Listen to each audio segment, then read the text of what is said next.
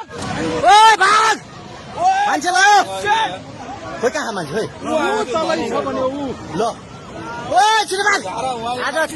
स्याप्री बेचीबाट किर्सिन नदी बाढी आएको माथि माथि भाग माथि र ओए भाग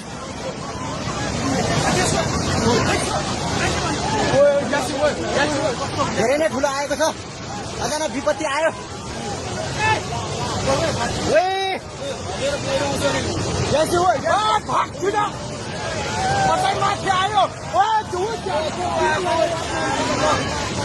धेरै नै ठुलो आएको छ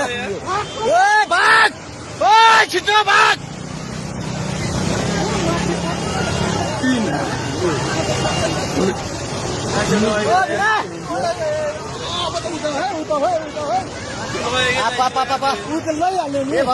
यो ड्याम पनि फुट्छ